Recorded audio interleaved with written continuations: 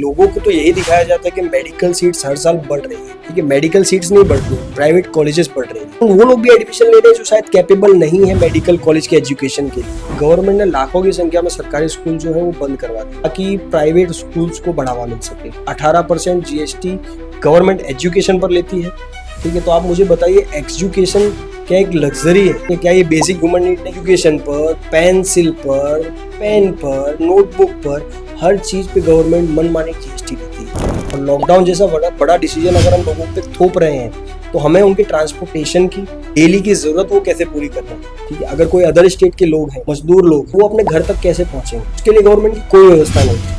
Government ने कुछ अच्छे काम भी तो किए, डीमोनेटाइजेशन किया था। डीमोनेटाइजेशन आपको लग सकता है कि गवर्नमेंट का अच्छा डिसीजन है, और जिन लोगों को लगता है कि ये एक अच्छा डिसीजन था उनसे पूछता हूँ कितने लोगों के अकाउंट में 15 लाख रुपए वापस आए? गरीब खड़े थे, मिडिल क्लास खड़े थे। उन धन्ना सेठों के पास ऐसा तो नहीं कि पैसा नहीं होगा, जनता से ज्यादा पैसा होगा। उन लोगों ने पैसा अपना डायरेक्ट बैंकों से चेंज करवाया। जरूरी नहीं हर बार गवर्नमेंट की गलती हो, लोगों में भी एक सिविक सेंस होना बहुत जरूरी है। तो अगर आम लोग सिविक सेंस नहीं सीखेंगे तो हम अच्छी गवर्नमेंट की उम्मीद करें वो शायद गलत। ऐसे ही नहीं देश के लोग मीडिया को गोदी मीडिया बोलते हैं।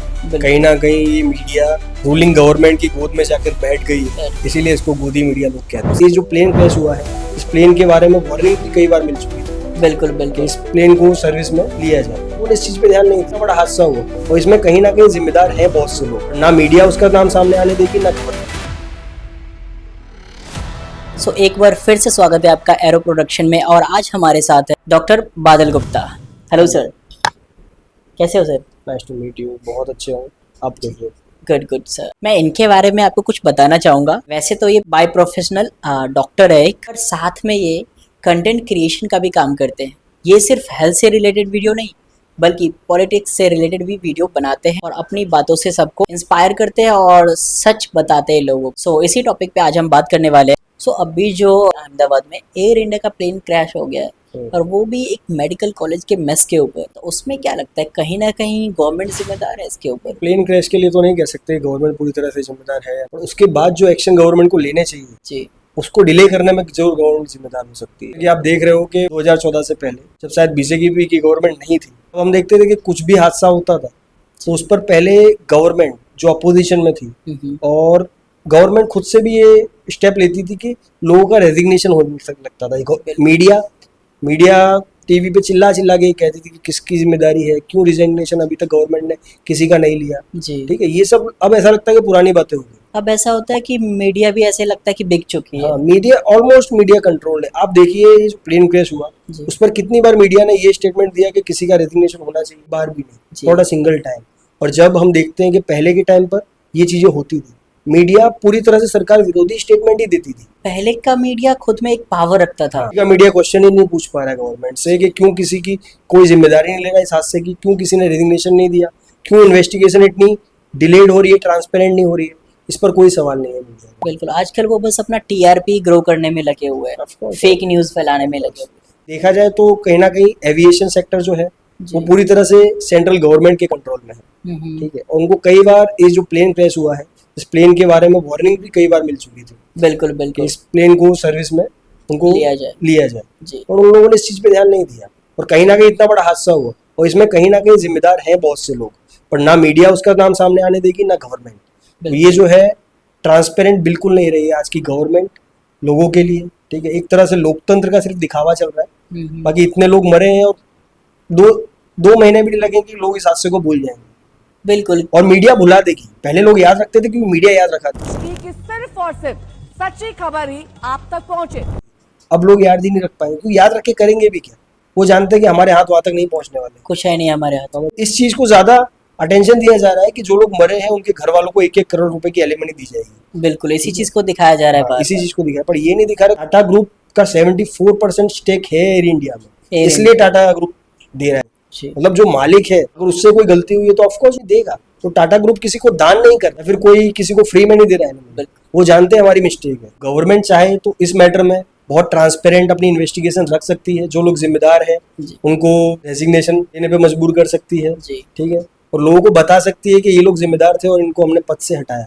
पर गवर्नमेंट ऐसा कुछ नहीं करना चाहती, क्योंकि कहीं ना कहीं गवर्नमेंट के कुछ लोग भी इसमें इन्वॉल्व होंगे, वरना ये इन्वेस्टिगेशन इतनी स्लो ना होती और इतनी ट्रेजेडी जो हुई है, इतनी बहुत बड़ी ट्रेजेडी हुई है। बिल्कुल 280 लोग इस तरह से जल भुन गए हैं। ठीक है, ऐसी बड़ी ट्रेजेडी शायद हमने दशकों में कभी ना देखी हो।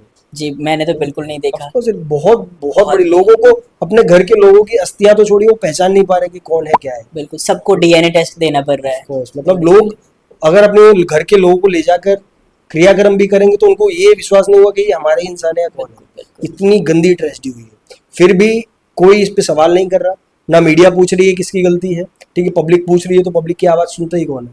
ठीक है, और गवर्नमेंट इस पर कुछ मैटर कर नहीं रही है, ना लोगों के लिए बिल्कुल ट्रांसपेरेंट रखा गया ये मैटर। और अभी तक इतने दिन हो गए हैं, आज हम रिकॉर्ड कर रहे हैं 21 जून है, और ये मैटर हुआ था 12 जून को। अभी तक आप बताइए जिम्मेदार में किसका नाम आया कि ये बंदा किसी का जिम्मेदार नहीं, था? सिर्फ यहाँ इतना तक कि ये दिखाया तक गया। नहीं पता चला कि ये हादसा हुआ कैसे और क्यों हुआ। बिल्कुल अभी तक कुछ पता नहीं चला। सोचिए आप 2025 में, क्या हम लोग इतने वीक हैं टेक्नोलॉजी में कि हमको ये ना पता चल पाए कि मैटर हुआ कैसे था। नहीं नहीं बिल्कुल नहीं, अगर उस पे छानबीन अच्छे से किया जाए तो अभी तक A to Z चीजें हमारे सामने आज गई होती, पर उसको दबाया जा रहा है, उसको वो ट्राई नहीं कर रहे कि इसको बाहर आने दे, अपनी गलती पता लगने दे पब्लिक को। अगर प्रेजेंट सरकार अपोजिशन में होती तो शायद मुझे पूरी उम्मीद है कि उस सरकार ने अपोजिशन में रह के रूलिंग गवर्नमेंट की नाक में इतना दम कर दिया होता कि अभी तक मैटर सॉल्व हो गया होता। और अगर बिल्कुल। गवर्नमेंट उनकी है तो वो एकदम शांति से काम करेंगे। उल्टा हमारे गृह मंत्री जी मीडिया में आके ये कहेंगे कि ये एक एक्सीडेंट है और एक्सीडेंट को रोका नहीं जा सकता, बल्कि उनको ये कहना चाहिए कि इस एक्सीडेंट के लिए जो भी जिम्मेदार है, जिसकी भी लापरवाही है, उसको कड़ी से कड़ी सजा दी जाएगी। बिल्कुल और उनका ऐसा कोई स्टेटमेंट अभी तक आया नहीं है। उनका क्या, रूलिंग गवर्नमेंट के किसी बंदे का ऐसा कोई स्टेटमेंट अभी तक ना आपने देखा हो ना मैंने देखा हो, और अगर किसी ने देखा हो तो वो बता सकता है। जी बिल्कुल। सो आप ये कहना चाहते हैं कि डायरेक्टली नहीं पर इनडायरेक्टली कहीं ना कहीं गवर्नमेंट जिम्मेदार है इस घटना ऑफ की। कोर्स, बिल्कुल। देश के अंदर कोई भी बड़ा मैटर, कोई भी सेक्टर जो गवर्नमेंट के अंडर कंट्रोल में आता है, और अगर उसमें कोई ट्रेजेडी होती है तो उसके लिए गवर्नमेंट पहले से ही और अभी भी जिम्मेदार ही है। 2014 के पहले भी गवर्नमेंट जिम्मेदार रहती थी, और अब अगर पार्टी चेंज हो गई तो रूल नहीं बदले। जो भी सेक्टर गवर्नमेंट के अंडर है उसके लिए गवर्नमेंट ही जिम्मेदार होगी। इस पे मैं एक चीज़ आपको बताना चाहूँगा, शायद आपने एक वीडियो देखी, काफ़ी वायरल हुआ था। उसमें एक डॉक्टर था जो रात को उसको पूरा घर खाली करने को बोला था, उस बिल्डिंग में हाँ। वो रहता था। उसने रात को रो रो के मीडिया के सामने बताया कि हमें थोड़ा टाइम दो, हमें सब कुछ निकालना है, घर से खाली करना है। तो वो बहुत ज़ोर ज़ोर से गवर्नमेंट को भला बुरा बोल रहा था। इतना आसान नहीं होता है रातों रात खाली करना, हमको 2-3 दिन की मोहलत मिलनी चाहिए। मैं आप लोगों के आगे हाथ जोड़ के विनती करता हूँ, प्लीज, मेरी बच्ची एडमिट है वहां पे, मेरे को वहां होना चाहिए अभी। और अगले दिन ही वो उस चीज़ को एक्सेप्ट करता है कि गवर्नमेंट ने हमें बहुत अच्छे से सराहा, बहुत हेल्प किया, हमें अच्छा जगह शिफ्ट किया। यानी कि उसकी स्टेटमेंट बाय अ नाइट, एक रात के अंदर बदल चुकी है। कि ये पहले नहीं था, ठीक है, नहीं, 2014 के पहले 2010, 11, 12 में ऐसा नहीं था। लोग खुलेआम सरकार को क्रिटिसाइज करते थे, और आज के टाइम पे लोग क्रिटिसाइज करने में डरते हैं। उनको लगता है कि कुछ ना कुछ हो जाएगा और हम कुछ नहीं कर पाएंगे। सर जैसे कि आपको पता होगा कि पूरा ईरान अभी युद्ध के चपेट में है, पूरा युद्ध का माहौल है जी। वहाँ के इंडियन स्टूडेंटों ने काफ़ी वीडियो बनाई, ट्वीट किया, अपने इंडिया के गवर्नमेंट से गुहार लगाई कि हमें प्लीज़ यहाँ से इवैक्यूएट किया जाए, जी। हम इंडियन है तो हमें इंडिया लाया जाए। जी। पर जब गवर्नमेंट ने उन्हें इंडिया लाया और दिल्ली एयरपोर्ट पे लगभग अप्रॉक्स 25 से 30 स्टूडेंट को रखा, उनको कुछ टाइम के लिए वेट करना पड़ा। एंड उसके बाद उन लोगों के लिए बस की व्यवस्था की गई, जो आर्मी वाले बस होते हैं ना, उनकी। पर उन्होंने जब भी बस देखा तो उनको ये लगा कि हमें घर भी प्लेन से ही छोड़ा जाए। अच्छा। सबको वो उस चीज़ के लिए वहाँ प्रोटेस्ट करने लगे कि हमें इंडियन गवर्नमेंट की तरफ से कुछ भी नहीं मिला, हम ऑलरेडी थके हुए आए हैं और हमें बस से छोड़ा जा रहा है। तो इसमें आप गवर्नमेंट की गलती कहोगे, कुछ पब्लिक की भी गलती होती है। देखिए, गवर्नमेंट की ये काम गवर्नमेंट का बहुत अच्छा था कि उन लोगों को यहाँ वहाँ से दिल्ली तक ले आए, ठीक है, लेकिन ज़रूरी नहीं हर बार गवर्नमेंट की गलती हो। लोगों में भी एक सिविक सेंस होना बहुत ज़रूरी है। और इंडिया में अक्सर आपने देखा होगा कि लोगों में सिविक सेंस की बहुत कम है, बहुत कम। ठीक है। हर जगह पर हम देखते हैं कि गवर्नमेंट अगर गलत है तो लोग भी उस लेवल की गलतियां कर रहे हैं जिस लेवल की गवर्नमेंट गलत है, ठीक है। और मैं कहना चाहूँगा गवर्नमेंट जो बनती है वो बनती लोगों से ही, लोगों से, ठीक है। कोई चाय वाला अगर प्राइम मिनिस्टर बन सकता है तो ऑफकोर्स नॉर्मल पीपल से ही, आम आदमी से ही गवर्नमेंट बनती है। तो अगर आम लोग सिविक सेंस नहीं सीखेंगे तो हम अच्छी गवर्नमेंट की उम्मीद करें तो वो शायद गलत, क्योंकि हम में से ही गवर्नमेंट बननी है। तो अगर हम खुद अच्छे हो सकते हैं, अगर हम एक अच्छा समाज खड़ा कर सकते हैं तो हम अच्छी एक गवर्नमेंट की उम्मीद कर सकते हैं। बिल्कुल। सो आपके कंटेंट देखे हैं मैंने, आपके कंटेंट से ये लगता है कि आप बीजेपी विरोधी हो। नहीं, ऐसा नहीं है। मैं कोई पर्टिकुलर पार्टी विरोधी नहीं हूँ, ठीक है। जो सरकार अभी सत्ता पर है, जी अगर वो कोई मिस्टेक कर रही है तो उससे सवाल पूछना मेरा और हर आम नागरिक का हक है, बिल्कुल। ठीक है। पर अगर लोग सवाल नहीं पूछते हैं तो वो लोगों की चॉइस है, ठीक है। मैं अपने सवाल पूछता हूँ पर मुझे उसके आंसर जो बीजेपी के फैन हैं उनसे नहीं मिल पाते, इसलिए शायद लोगों को मेरे सवाल सुनकर गुस्सा आता होगा गुस्सा। या बुरा लगता होगा, लेकिन उनके पास जवाब नहीं होता उन सवालों का, ठीक है। अगर किसी के पास जवाब है तो मैं चाहूंगा कि बिल्कुल मुझे मेरे सवालों के जवाब मिले। और ठीक है। अगर जवाब है उनके पास तो उनको गुस्सा नहीं आना चाहिए। जी बिल्कुल। बिकॉज आंसर है उसके और पास। सवाल पूछना कोई गलत नहीं है, कभी नहीं। तो हम किसी के भी फैन नहीं हो सकते। लोकतंत्र में हम किसी भी पार्टी के फैन नहीं हो सकते, ठीक है। अगर वो पार्टी अच्छा कर रही है तो हम सराहना करेंगे, पर अगर वो गलत कर रही है तो सवाल हमको पूछना चाहिए। और अगर हम सवाल नहीं पूछ रहे हैं तो शायद हम लोकतंत्र फील नहीं कर रहे, हम तानाशाही फील कर रहे हैं। तानाशाही फील कर, जी। सही बात। गवर्नमेंट चाहे किसी की भी हो, सरकार बीजेपी की हो, कांग्रेस की हो या किसी भी पार्टी की हो, पर सवाल पूछना लोकतंत्र में तो हमारा हक है और हम पूछेंगे सवाल। अगर तानाशाही हो तो शायद हम सवाल ना पूछे, पर लोकतंत्र है तो बिल्कुल हम सवाल पूछेंगे और हमें पूछना चाहिए। और जिन लोगों के पास उनके जवाब है उनको उसके जवाब भी देना चाहिए। पर बादल सर, गवर्नमेंट ने कुछ अच्छे काम भी तो किए हैं, जैसे कि डीमोनेटाइजेशन किया था। क्योंकि डीमोनेटाइजेशन आपको लग सकता है कि गवर्नमेंट का अच्छा डिसीजन था, हम्म। पर और शायद देश की जनता को भी लगेगा। और मैं उन जनता से और जिन लोगों को लगता है कि ये एक अच्छा डिसीजन था उनसे पूछता हूँ, कितने लोगों के अकाउंट में 15 लाख रुपए वापस आए? ये डीमोनेटाइजेशन करते टाइम तो यही कहा गया था कि लोग ब्लैक काला धन आएगा, लोगों के अकाउंट में 15-15 लाख रुपए दिए जाएंगे। तो मैं जानना चाहूँगा कि वो कौन से अलग लोग थे जिनके अकाउंट में 15 लाख आए हैं? क्योंकि आपके अकाउंट में आए नहीं नहीं, आए, मैंने वैसे सुना भी नहीं कि किसी के हम्म। अकाउंट में आया है। किसी के अकाउंट में नहीं आए। जी तो डीमोनेटाइजेशन जब डिसीजन लिया तब लोगों को लगा कि बहुत अच्छा और बहुत बड़ा डिसीजन है, पर सरकार की कोई व्यवस्था नहीं थी, ना बैंकों में ना किसी जगह पे। सरकार ने अचानक से एक डिसीजन जो था वो जनता पे थोप दिया। डीमोनेटाइजेशन में आपने देखा होगा कोई भी धन्ना सेठ बैंक की लाइनों में नहीं खड़ा था, नहीं कभी। जितने खड़े थे गरीब खड़े थे, मिडिल क्लास खड़े थे। तो उन धन्ना सेठों के पास ऐसा तो नहीं कि पैसा नहीं होगा, जनता से ज्यादा पैसा होगा। तो उन लोगों ने अपना पैसा चेंज कैसे करवाया?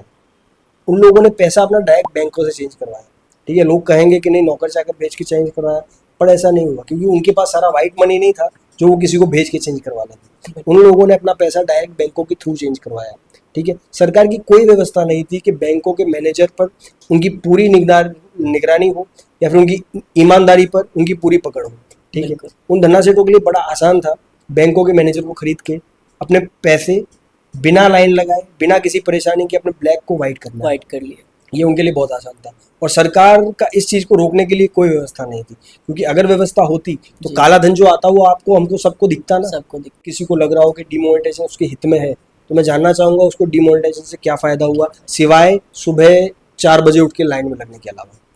पर आपको लॉकडाउन पे क्या कहना है? लॉकडाउन का डिसीजन जितना अचानक से गवर्नमेंट ने लोगों पे थोप दिया था। हम एक लोकतांत्रिक देश में रहते हैं और हमारा देश 140 करोड़ जनसंख्या वाला देश है। बिल्कुल। इस देश में अगर गवर्नमेंट कहती है कि हम 80 करोड़ लोगों को राशन फ्री देते हैं, तो उनको ये समझ में आना चाहिए वो 80 करोड़ लोग जो हैं वो रोज़ कमा कर खाने वाले लोग हैं। और लॉकडाउन जैसा बड़ा डिसीजन अगर हम लोगों पे थोप रहे हैं तो हमें उनकी ट्रांसपोर्टेशन की, ठीक है, उनकी डेली की ज़रूरत वो कैसे पूरी कर रहे हैं। इस देश में बहुत सारी जनता ऐसी है जो डेली कमा कर डेली खाने वाली है। डेली खाते हर कोई श्रीमंत नहीं है इस देश में, जी। ठीक है। तो गवर्नमेंट को लॉकडाउन लगाने से पहले ये सोचना चाहिए कि डेली कमा के डेली खाने वाले लोगों का क्या होगा, क्या? ठीक है। अगर कोई अदर स्टेट के लोग हैं, मजदूर लोग हैं, तो वो अपने घर तक कैसे पहुंचेंगे? उसके लिए गवर्नमेंट की कोई व्यवस्था नहीं थी। कोई भी। गर्मी के दिनों में लोग पैदल चलकर अपने घरों की ओर निकल चुके थे, जिसकी गर्मी की वजह से, भूख की वजह से कई लोग मारे गए। कई लोग अपने जान से भी गए रास्ते। तो अगर ये लॉकडाउन लोगों को बचाने के लिए ही लगाया गया था तो पूरी तरह से लोगों को बचाने की व्यवस्था क्यों नहीं की थी गवर्नमेंट ने? बिना कोई प्री प्लानिंग के लोग लॉकडाउन लगा देने से लॉकडाउन सही नहीं हो जाता। अगर उस प्री प्लानिंग को किया गया होता तो शायद इतने लोग लॉकडाउन के इफेक्ट से ना मरते। बिल्कुल। वैसे भी ये जो लॉकडाउन लगा था ना, ये काइंड ऑफ प्लान कह सकते हैं उनका, प्री प्लान, क्योंकि उन्होंने पहले 4-5 दिन का लगाया था, जी। फिर 21 दिन कर दिया, फिर ऐसे करते करते लगभग 3-4 महीने तक वो एक्सपेंड जी। करते रहे। जी। तो इससे जो सबसे ज्यादा इफेक्ट पड़ा है वो उन पे ही पड़ा है जो रोज रोज कमा के रोज कमाते और रोज खाते थे। जी। और उन लोगों के बारे में गवर्नमेंट ने बिल्कुल भी नहीं सोचा। आप कई सेलिब्रिटीज को देखेंगे जो उनकी हेल्प कर रहे थे, जैसे सोनू सूद, उन्होंने कितने लोगों को उनके घर भेजा, पर ये काम गवर्नमेंट का था, ठीक है। अगर सेलिब्रिटीज को या फिर समाज सेवी लोगों को ही ये काम करना है तो हमने गवर्नमेंट रखी किस लिए? तो फिर गवर्नमेंट की जरूरत ही क्या क्या है? है? समाज सेवक तो कर ही लेंगे समाज सेवा, बिल्कुल पर ये काम गवर्नमेंट को करना चाहिए था, पर इस गवर्नमेंट ने उसको बिल्कुल छोड़ दिया। गवर्नमेंट को मिडिल क्लास की या गरीब की कोई फिक्र नहीं है। कोई अगर वो मरता है तो मर जाए। लॉकडाउन से जितने लोग बचे हैं, मुझे लगता है कि उनसे ज़्यादा लोगों को तकलीफ हुई है। जो लोग रोज़ कमा के खाने वाले हैं, जो गरीब जनता है, उसने लॉकडाउन के अच्छे इफेक्ट से ज़्यादा उसके खराब इफेक्ट को फेस किया है। बिल्कुल कितना सही है कि शहीदों के नाम पर, हमारे देश की सेना के पराक्रम के नाम पर वोट मांगा जाए लोगों से, ठीक है, और ना कि खुद के नाम पर। ठीक है, सरकार अपने काम पर अगर वोट मांगती है तो वो सही है, सरकार अपने डेवलपमेंट के नाम पर वोट मांगती है तो वो सही है, पर जो पराक्रम सेना ने किया उसके नाम पर वोट मांगना कितना सही है और किस हद तक सही है।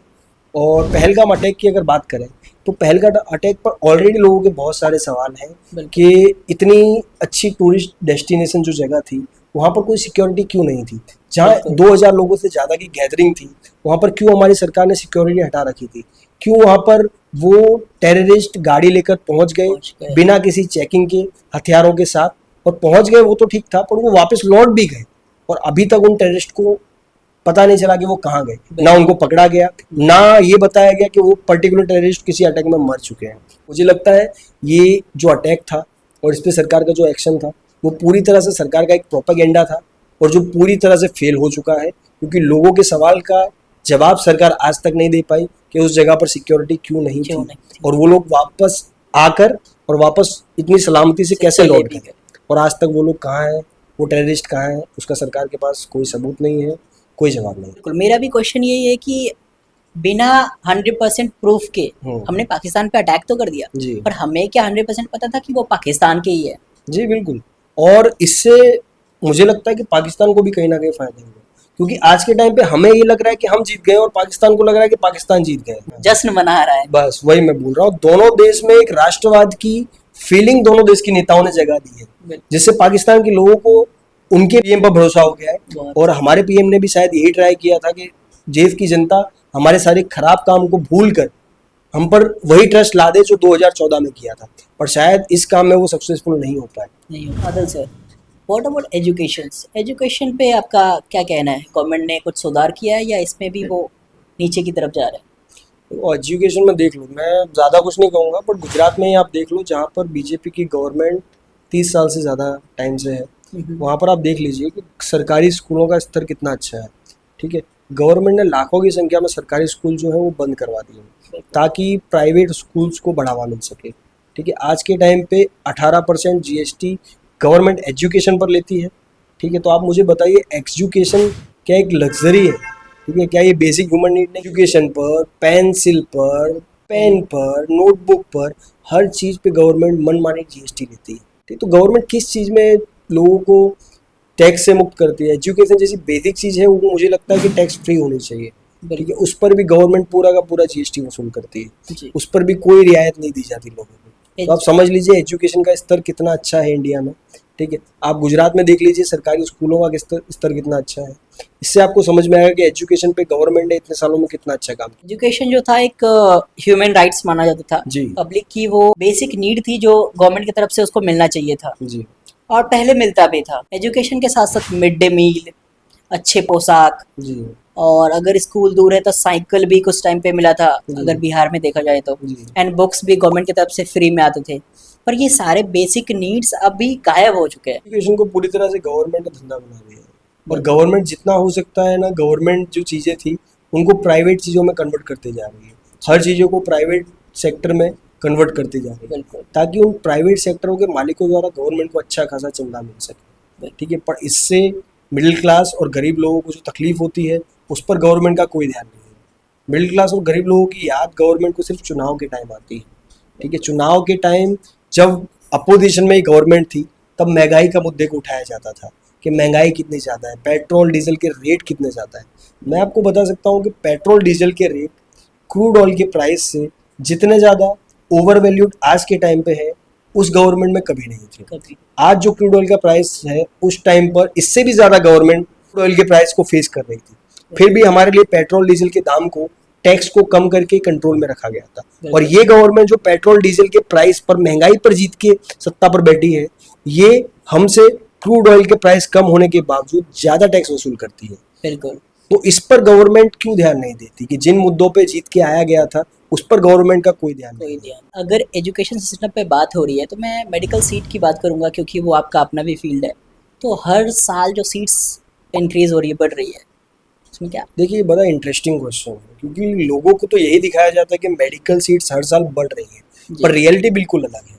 मेडिकल सीट्स बढ़ रही हैं वो प्राइवेट कॉलेजेस की बढ़ रही हैं, ठीक है। मेडिकल सीट्स नहीं बढ़ रही हैं, प्राइवेट कॉलेजेस बढ़ रही हैं। प्राइवेट कॉलेजों को गवर्नमेंट द्वारा परमिशन दी जा रही है, जिससे ज़्यादा से ज़्यादा प्राइवेट कॉलेजेस खुल रही हैं, ठीक है।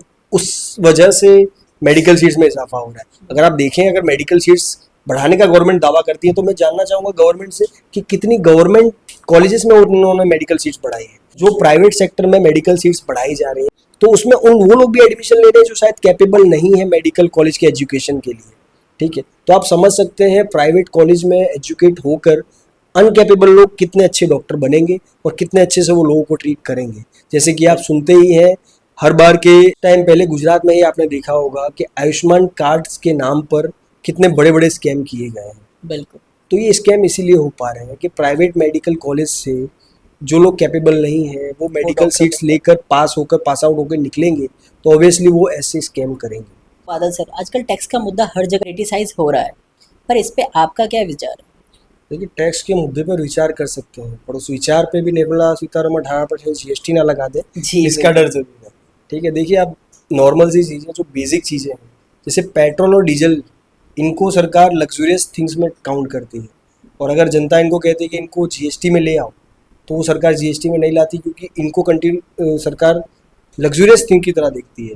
मतलब सेम सरकार जब अपोजिशन में थी तब ये बेसिक नीड थी, और अब जब सरकार सत्ता पर है तो ये हमारे लिए लग्जूरियस थिंग्स बन चुके हैं। बेसिक चीज़ों पर जो सरकार इतना ज़्यादा GST लोगों से वसूल कर रही है तो वो कितना ज़्यादा हमारे देश के मिडिल क्लास और गरीब लोगों के हित में सोचती है, या फिर कितना ज़्यादा गरीब और मिडिल क्लास के हित में वो सरकार सोच सकती है। जैसे कि मैं बताना चाहूँगा, अगर सब लोग न्यूज़ देखते ही होंगे तो उनको पता चला होगा कि अभी अभी जो पॉपकॉर्न था उसको सॉल्ट पॉपकॉर्न पे अलग GST है और कैरेमल पे अलग GST है।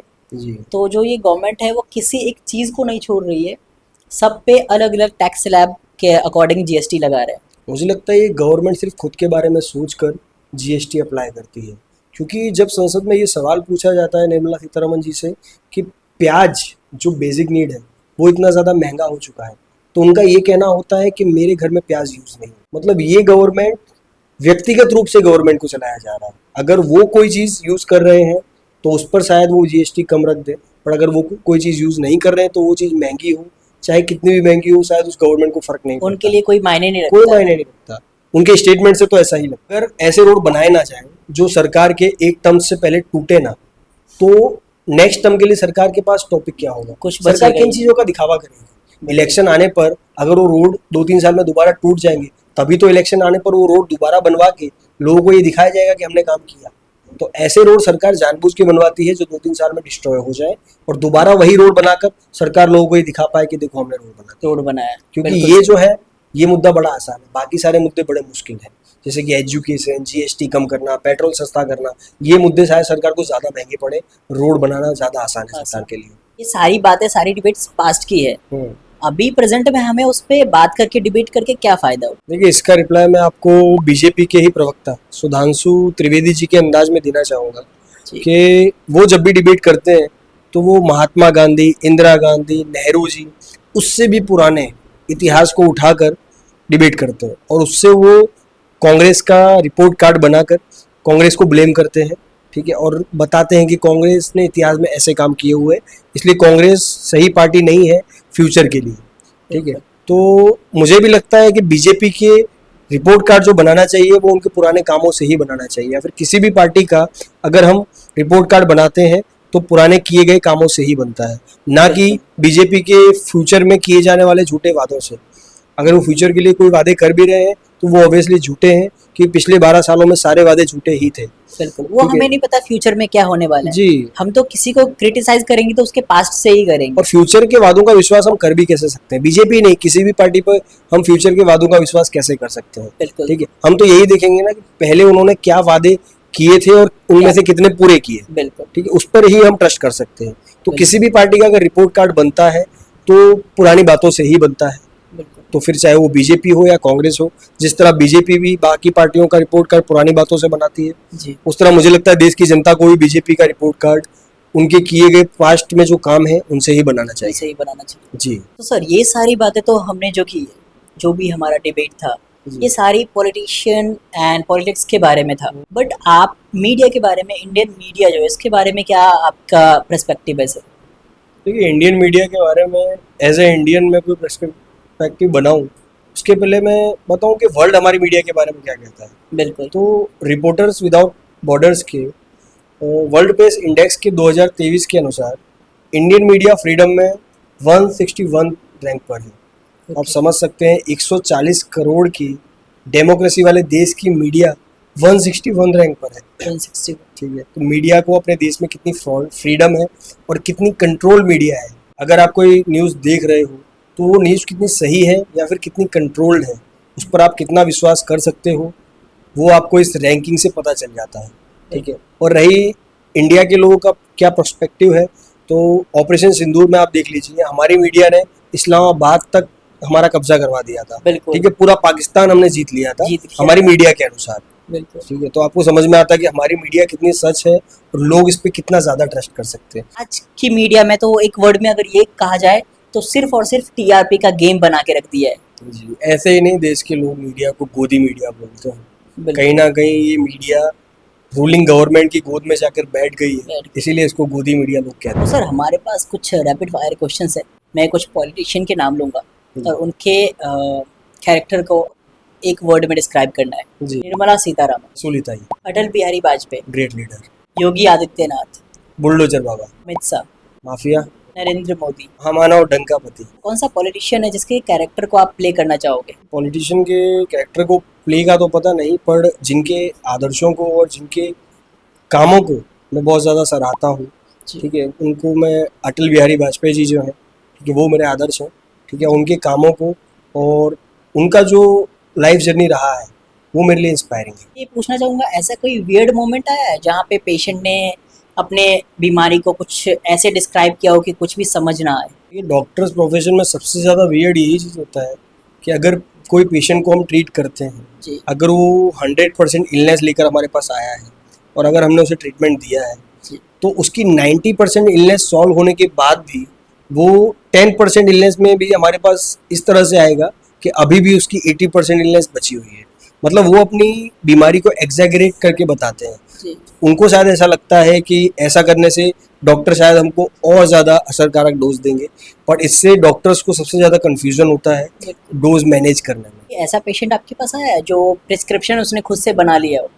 जी, कई पेशेंट ऐसे आते हैं, प्रिस्क्रिप्शन तो नहीं, कई पेशेंट मेरे पास ऐसे आते हैं जो खुद से दवाओं का नाम याद करके आते हैं और मेरे पास सिर्फ इसलिए आते हैं कि डॉक्टर साहब हमको ये दवा लिख कर दे दो, क्योंकि मेडिकल वाला बिना प्रिस्क्रिप्शन के दे नहीं रहा। ऐसे कई पेशेंट आते हैं। जी, खुद से आते हैं कि डॉक्टर साहब मेरा पेट दर्द कर रहा है जी, तो ये पेन किलर दे देना, जी। मेरा सर दर्द कर रहा है तो ये डोलो दे दो। खुद से ही वो जी, गूगल पर देखकर बहुत लोग आते हैं, वो हमें बताते हैं कि क्या दवा देनी चाहिए। तो ये कई बार काफ़ी वियर्ड होता है। बिल्कुल। तो बादल सर, आपका कोई ऐसा मैसेज हमारे आजकल के यूथ के लिए कि जो हम गवर्नमेंट चुनते हैं उस टाइम हमें किन बातों का ध्यान रखना चाहिए, किन चीज़ों से प्रेरणा लेकर हमें किस गवर्नमेंट को वोट देना है? एजुकेटेड यूथ है उसके लिए मेरा यही मैसेज है कि अगर आप कभी भी वोटिंग करने जा रहे हैं और किसी भी पार्टी को वोट दे रहे हैं, तो पहले तो मेरा आपको ये मैसेज रहेगा कि आप किसी भी पार्टी को अगर वोट देते हो, किसी भी नेता को वोट देते हो, तो ये देखो कि उसने पहले क्या अच्छे काम किए हुए हैं,